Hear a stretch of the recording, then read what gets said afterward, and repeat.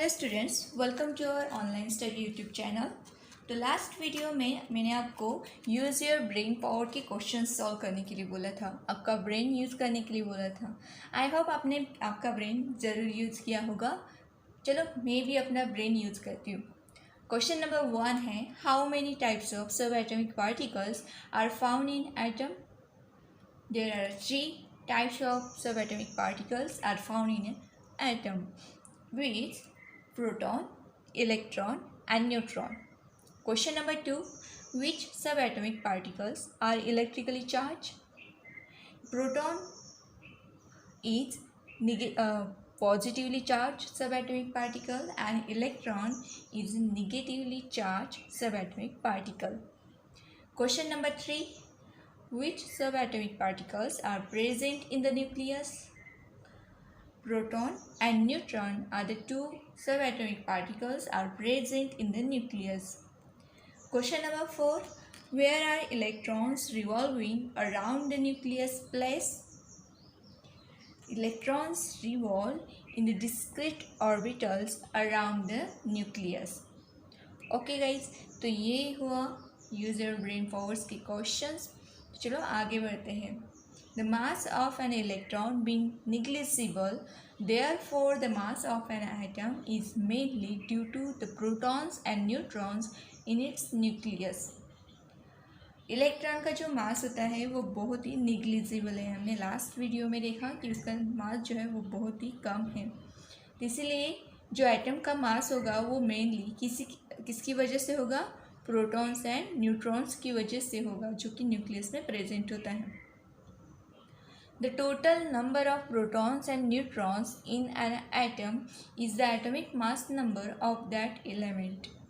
इसीलिए जो total number होते हैं प्रोटॉन एंड न्यूट्रॉन के, उससे हमारा जो भी एलिमेंट है उसके एटॉमिक नंबर हम डिफाइन कर सकते हैं।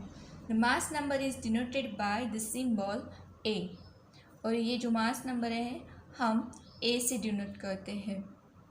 The convention to denote atomic symbol, atomic number and mass number are together as shown in follows. तो देखो, अभी हमारे पास एक कोई एलिमेंट है, उस एलिमेंट को मैं ई से डिनोट करती हूँ। यहाँ पर देखो, एलिमेंट को मैंने ई से डिनोट किया है, और जो एटॉमिक मास है, एटॉमिक मास नंबर, उसे मैं ए से डिनोट कर रही हूँ, और जो एटॉमिक नंबर है वो जेड से डिनोट करूँगी। ठीक है, तो ये यहाँ पर ई फॉर एलिमेंट का सिंबल होगा यहाँ पर, और यहाँ पर A for not Apple, it is the atomic mass number, and Z is atomic number.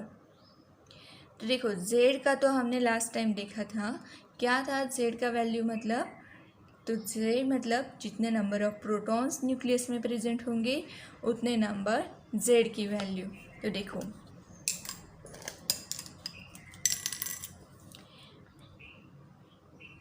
A is equals to number of protons plus number of neutrons.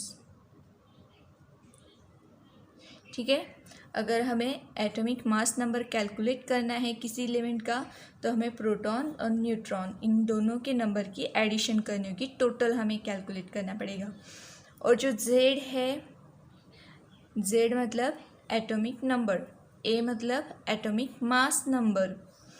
ठीक है, जेड मतलब नंबर ऑफ प्रोटॉन्स। और हमने ये भी सीखा कि जितना नंबर ऑफ प्रोटॉन्स होंगे उतने नंबर ऑफ इलेक्ट्रॉन्स भी होंगे, तो इसीलिए हम इसे ऐसे भी लिख सकते हैं, Z is equals to number of electrons.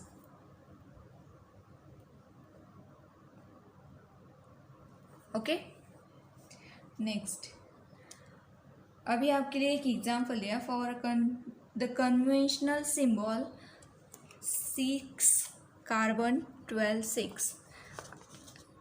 C for carbon. In your science language, C for carbon. Carbon का एटॉमिक नंबर है 6 एंड एटॉमिक मास नंबर है 12. तो ये है carbon. Carbon 612 means that the atomic number, that is the proton number of carbon is 6 and the mass number of carbon is 12. तो देखो अभी यहाँ पर ए की वैल्यू क्या है 12, मतलब number of protons and neutrons इन दोनों की एडिशन अगर हम करेंगे तो ये 12 नंबर आएगा. और 6 क्या है जेड मतलब क्या एटॉमिक नंबर. जेड मतलब क्या एटॉमिक नंबर.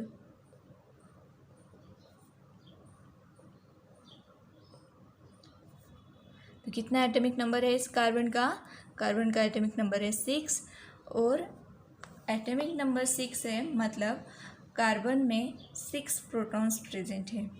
ठीक है, कार्बन में कितने प्रोटॉन्स प्रेजेंट है 6 प्रोटॉन्स प्रेजेंट है. अगर कार्बन में 6 प्रोटॉन्स प्रेजेंट है तो न्यूट्रॉन्स कितने होंगे बेटा. देखो अगर कार्बन में 6 प्रोटॉन्स प्रेजेंट है तो यहाँ पर हम 6 की वैल्यू डालेंगे. यहाँ पर ए की वैल्यू क्या है 12. तो 12 minus 6 is equals to number of neutron 6. तो यहाँ पर न्यूट्रॉन भी 6 है, प्रोटॉन भी 6 है एंड इलेक्ट्रॉन्स भी 6 ही है. From these, it is also learned that the nucleus of carbon contains 6 neutrons. Okay? तो इससे हमें पता चलता है कि कार्बन में 6 प्रोटॉन्स है, 6 न्यूट्रॉन्स है एंड 6 इलेक्ट्रॉन्स प्रेजेंट है. ओके, चलो नेक्स्ट पॉइंट पढ़ते हैं. Use your brain power. Question number 1. The symbol use for oxygen is O. The symbol use oxygen is O. There are 8 protons, that is number of protons are 8 and number of neutrons are 8 in its nucleus. From this determine the atomic number Z and the mass number A of oxygen and arrange these in a conventional symbol. तो देखो अभी तक हमने क्या सीखा है. जो atomic number है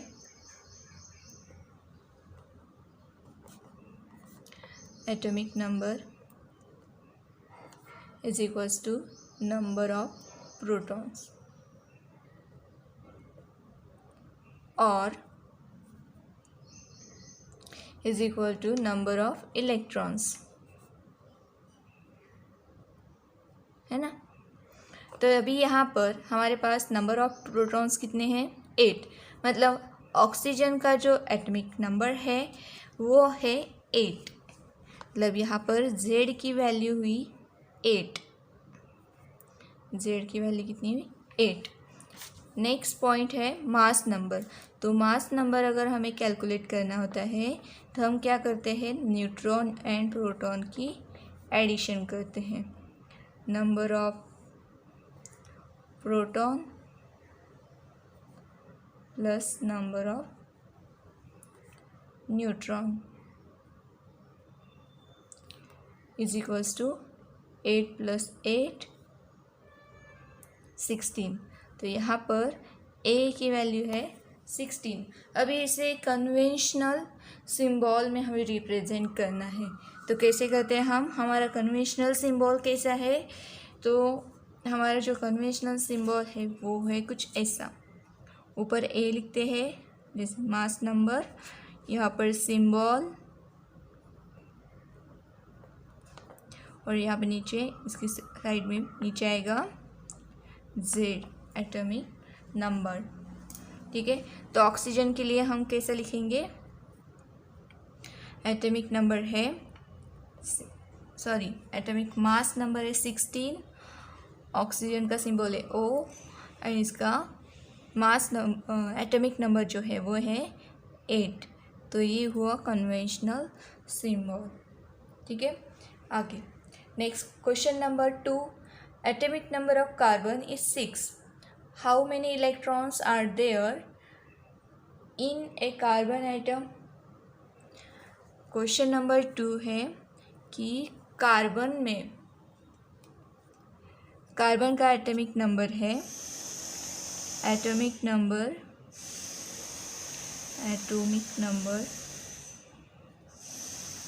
of carbon is equals to 6। तो उन्होंने पूछा है कि यहाँ पर इलेक्ट्रॉन्स कितने होंगे, नंबर ऑफ इलेक्ट्रॉन्स। तो जैसे देखो, पहले भी मैंने आपको बोला है कि एटॉमिक नंबर में मतलब क्या कि जितना नंबर ऑफ प्रोटॉन्स होंगे उतना एटॉमिक नंबर होगा, और जितने प्रोटॉन्स होते हैं प्रेजेंट एटम न्यूक्लियस में, उतने ही एक्स्ट्रा न्यूक्लियर पार्ट में इलेक्ट्रॉन्स होते हैं। तो इसका मतलब ये हुआ कि यहाँ पर कार्बन में 6 इलेक्ट्रॉन्स प्रेजेंट है। Okay, question number 3, a sodium atom contains 18 electrons, what is the atomic number of sodium. Same question है जैसा कार्बन का है वैसा, बस आपको ये बात ध्यान में रखनी है कि जितना नंबर ऑफ प्रोटॉन प्रेजेंट होगा उतना नंबर ऑफ इलेक्ट्रॉन्स प्रेजेंट होते हैं, और जितने नंबर ऑफ प्रोटॉन्स प्रेजेंट है उतना नंबर एटॉमिक नंबर का होता है। तो इससे हमें पता चलता है, हम इलेक्ट्रॉन का नंबर याद रखो या फिर प्रोटॉन का नंबर याद रखो, उससे हमें एटॉमिक नंबर मिलता है 11 का। या फिर हम कह सकते हैं एटॉमिक नंबर, इलेक्ट्रॉन नंबर और प्रोटॉन नंबर तीनों कैसे होते हैं, सेम होते हैं। तो सोडियम में कितने इलेक्ट्रॉन्स प्रेजेंट है,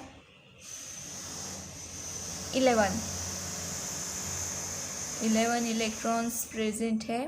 तो मतलब इसका जो एटॉमिक नंबर है वो भी कितना है, atomic number of sodium is equals to 11.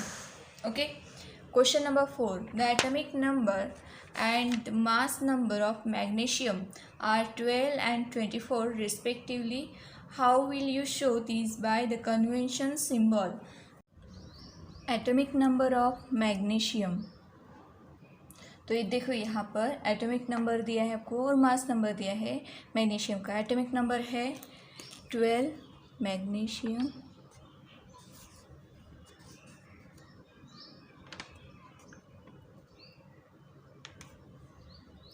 Magnesium, is equals to 12, और मास नंबर दिया है, मास नंबर ऑफ मैग्नीशियम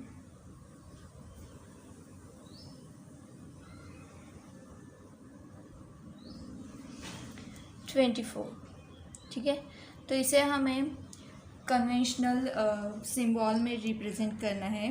तो कैसे करोगे, हम किसी सिंबल, हमारा जो सिंबल है वो कैसा रहता है, हम ऊपर एटॉमिक मास नंबर लिखते और नीचे एटॉमिक नंबर लिखते, बीच में सिंबल आएगा।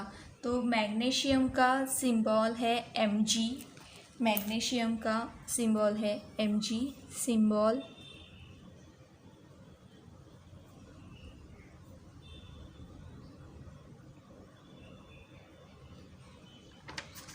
symbol of magnesium is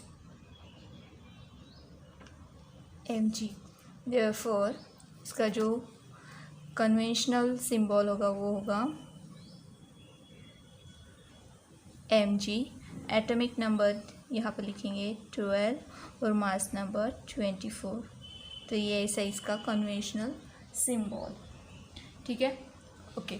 next question number 5, the atomic number and mass number of calcium are 20 and 40 respectively. तो इसका जो कैल्शियम का हमें atomic number and mass number दिया है 20 और 40, फिर इसका भी यही करना है, sorry, deduce the number of neutron present in the calcium nucleus. तो क्वेश्चन नंबर 5 है atomic number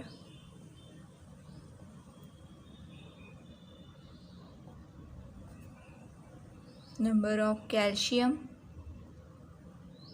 is equals to 20 and mass number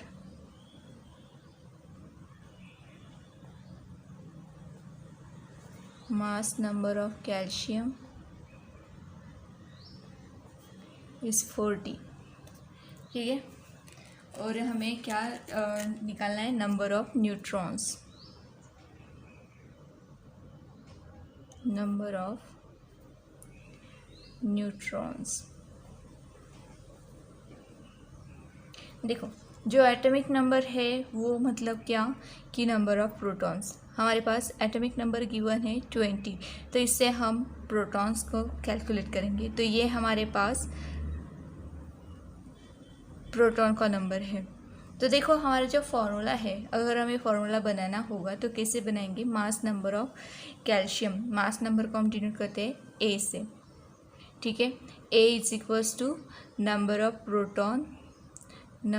proton plus number of neutron. ठीक है, ये मैंने आपको एक फॉर्मूला बताया अभी, number of proton plus number of neutron.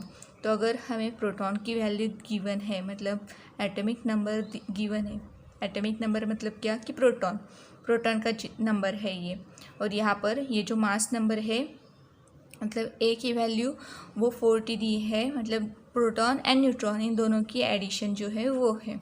ठीक है, तो न्यूट्रॉन की वैल्यू हमें निकालनी है, तो हम कुछ इस तरह लिखेंगे, n is equals to A minus P.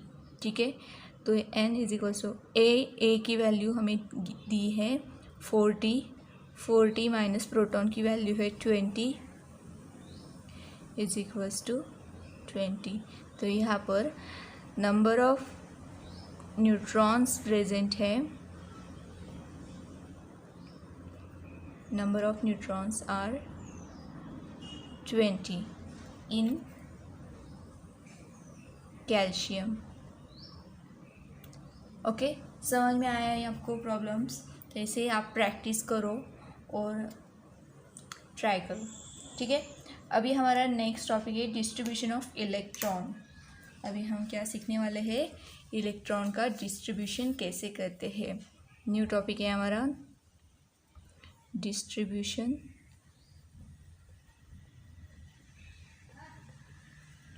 Of electron.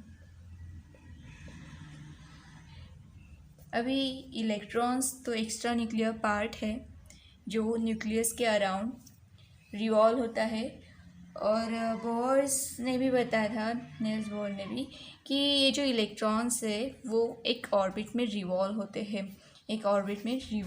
हैं, तो सारे के सारे इलेक्ट्रॉन्स एक ही ऑर्बिट में तो रिवॉल्व नहीं हो सकते, इसलिए उन्होंने कुछ स्टेप्स मतलब शेल्स बताए थे। देखो जैसे कि ये फिगर है उन्होंने बताई थी कि इस तरह यहाँ पर ये जो KLMN शेल है, तो यहाँ पर इलेक्ट्रॉन्स डिस्ट्रीब्यूट होंगे। तो कैसे डिस्ट्रीब्यूट होंगे वो हम अभी स्टडी करेंगे। Distribution of electron as per Bohr's atomic model, electrons revolve in a stable shells. These shells have a definite energy. ये जो shells है इनकी एक definite energy रहती है, fixed रहती है। The shell nearest to the nucleus is called first shell. तो ये जो है सेंटर में ये न्यूक्लियस है, पॉजिटिवली चार्ज न्यूक्लियस है, इसके पास नियरेस्ट से सबसे करीब जो होगी वो होगी फर्स्ट शेल होगी। ओके, और फर्स्ट शेल को जो नाम दिया है उन्होंने बोर्स ने के शेल। क्या है? के शेल। ठीक है, और फिर next shell is called second. इसके आगे नेक्स्ट शेल जो होगी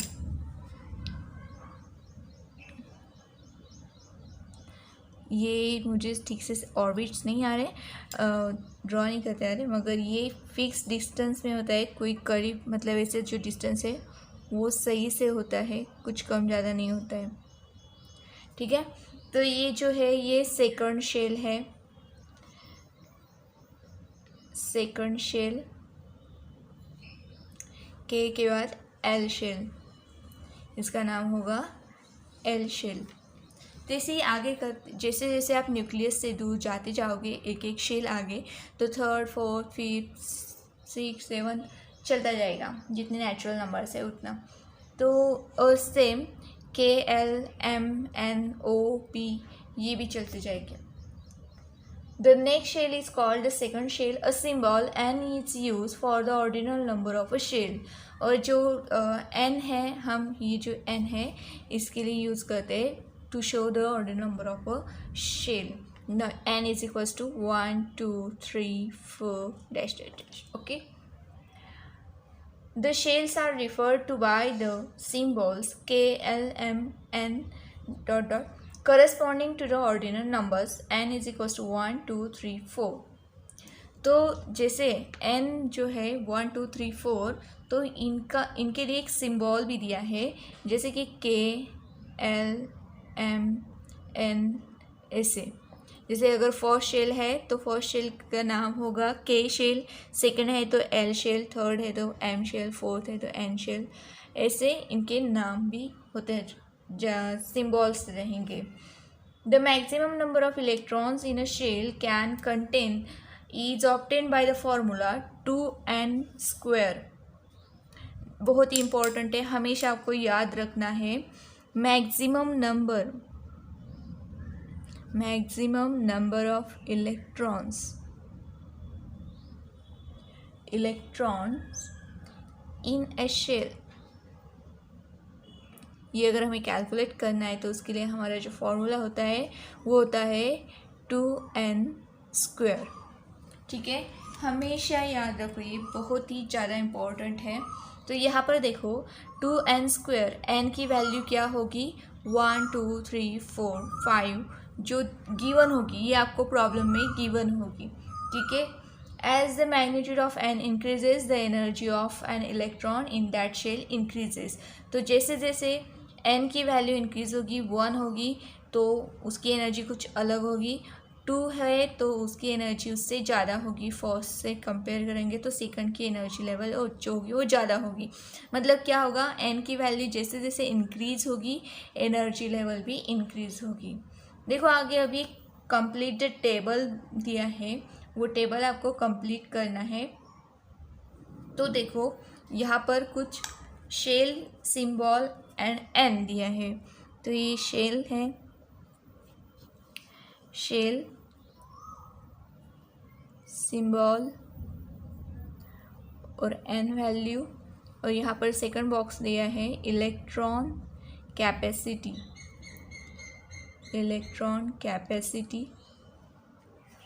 ऑफ द शेल, मतलब उस शेल में कितने इलेक्ट्रॉन्स हम फिल कर सकते हैं, उसकी कैपेसिटी कितनी है वो। यहाँ पर फॉर्मूला दिया है आपको, फॉर्मूला है, क्या है फॉर्मूला 2n²। तो 2n² से जो नंबर ऑफ इलेक्ट्रॉन्स आएंगे वो हमें नेक्स्ट बॉक्स में लिखने हैं, नंबर ऑफ इलेक्ट्रॉन्स। ओके, चलो स्टार्ट करते हैं। फर्स्ट सिंबल है के, उसके लिए n की वैल्यू होगी 1, उसके लिए फॉर्मूला हम यूज़ करेंगे तो 2 × 1² क्या आएगा, 2, 1 का स्क्वायर 1 ही रहेगा, 1 × 2 2, मतलब के शेल में 2 इलेक्ट्रॉन्स फिल होंगे। कितने, 2 इलेक्ट्रॉन्स, कौन सी शेल में, के शेल में 2 इलेक्ट्रॉन्स फिल होंगे। कैसे निकाला, तो 2n² इस फार्मूला से निकाला। ओके, नेक्स्ट एल सिंबल दिया है, एल के लिए हम लिखेंगे n की वैल्यू 2, तो यहाँ पर फॉर्मूला आएगा 2 × 2²। 2 × 2² मतलब 4, 2 का स्क्वायर होता है 4, 4 × 2 8, मतलब एल शेल में आपके 8 इलेक्ट्रॉन्स फिल होंगे। कितने इलेक्ट्रॉन्स फिल होंगे, 8 इलेक्ट्रॉन्स फिल होंगे। नेक्स्ट एम के लिए n की वैल्यू है 3, 2 × 3², 3 का स्क्वायर रहता है 3 3 जा 9, 9 × 2 18, तो मतलब एम शेल में 18 इलेक्ट्रॉन्स फिल होते हैं। कितने इलेक्ट्रॉन्स फिल होते हैं? 18 इलेक्ट्रॉन्स एम शेल में। ओके, नेक्स्ट एन के लिए एन वैल्यू है 4, 2 इंटू 4 स्क्वेयर, 4 का स्क्वेयर आता है आपका 16, 16 इंटू 2 32, मतलब जो एन शेल है उसमें 32 इलेक्ट्रॉन्स फिल होंगे। कितने इलेक्ट्रॉन्स फिल होंगे? 32 इलेक्ट्रॉन्स। कौन सी शेल में? एन शेल में। ठीक है, ये आपको बात हमेशा याद रखना है। के शेल में 2 इलेक्ट्रॉन्स फिल होते हैं, एल शेल में 8 इलेक्ट्रॉन्स फिल होते हैं, एम शेल में 18 एंड एन शेल में 32। ये आपके लिए आगे काम आएगा। जब आप इलेक्ट्रॉनिक कॉन्फ़िगरेशन लिखोगे तब आपको ये बहुत ही ज़्यादा ज़रूरी रहेगा, ये आपको पता होना चाहिए। इसके लिए हमने फॉर्मूला यूज़ किया है 2n²। Okay, right maximum number of electrons in a shell using the about table. और फिर आपको जो नीचे फिलिंग द ब्लैंक्स दिए हैं, तो के शेल में आपने कितने इलेक्ट्रॉन्स फिल किए? 2 इलेक्ट्रॉन्स। एल शेल में 18, एम शेल में 8 एल शेल में 8, एम शेल में 18 एंड एन शेल में 32। ठीक है, तो ये है आपका आज का आपका वर्क। आपको ये फॉर्मूला लर्न करना है, बिल्कुल मतलब भूलना ही नहीं कभी। और इसके बाद आपको ये भी बात याद रखनी, के लिए हमारी वैल्यू क्या होती है? 1 2 3 4 और यहाँ पर KLMN। तो ये बहुत ही ज़्यादा इम्पॉर्टेंट है, मैं बार बार बता रही हूँ, ये आपको आगे बहुत ही काम आएगा। तो अभी के लिए सिर्फ इतना ही। नेक्स्ट पार्ट में हम देखेंगे electronic configuration of elements. Can you tell के क्वेश्चंस आप ट्राई करो, नेक्स्ट वीडियो में सॉल्व करेंगे। ओके, अगर ये वीडियो आपको पसंद आया है इसे लाइक कीजिए, अपने दोस्तों के साथ शेयर कीजिए and thank you so much for watching this video.